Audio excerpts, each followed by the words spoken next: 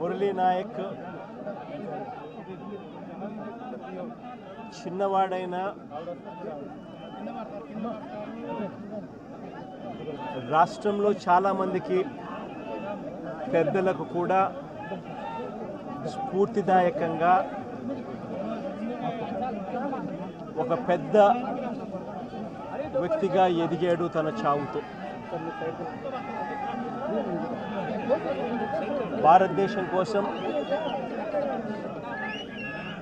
తాను పోరాడుతూ తన చావు వల్ల అనేక మంది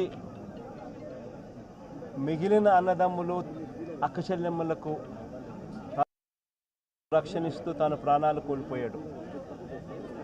అలాంటి మురళిని తేడమైతే వెనక్కి తాలేము,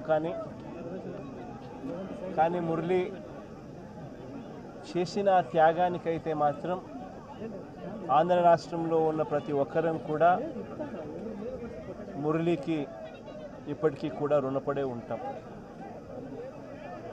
రాష్ట్ర ప్రభుత్వం మొట్టమొదటిసారిగా ఏ జవాన్ చనిపోయినా కూడా ఆ జవాన్లకు ఇటువంటి ఘటనలో ఏదైనా కానీ ప్రాణాలు కోల్పోతే, దేశం కోసం పోరాటం చేస్తూ ప్రాణాలు కోల్పోతే 50 లక్షల రూపాయలు ఇచ్చే సాంప్రదాయం మొదలుపెట్టింది వైఎస్ఆర్సీపీ ప్రభుత్వ హయాంలో మొదలుపెట్టినందుకు చాలా సంతోషపడతా ఉన్నాం. ఆ సాంప్రదాయాన్ని కొనసాగిస్తూ ఇప్పటి ప్రభుత్వం కూడా 50 లక్షల రూపాయలు మురళి కుటుంబానికి ఇవ్వడానికి ముందుకొచ్చినందుకు ఈ ప్రభుత్వానికి కూడా కృతజ్ఞతలే. పార్టీ తరపు నుంచి అన్ని రకాలుగా మురళికి అండగా తోడుగా ఉంటాం. పార్టీ తరపు నుంచి ఒక 25 లక్షల రూపాయలు వైఎస్ఆర్ కాంగ్రెస్ పార్టీ తరపు నుంచి అండగా ఉంటూ ఆ కుటుంబానికి తోడుగా ఉండే కార్యక్రమం చేస్తాం.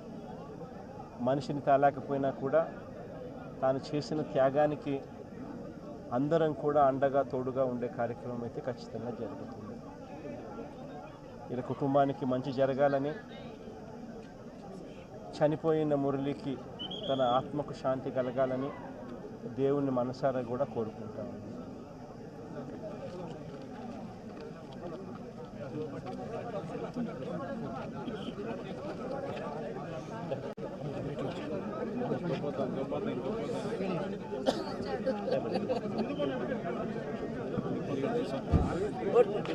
కోటి ధన్యవాదాలు సార్.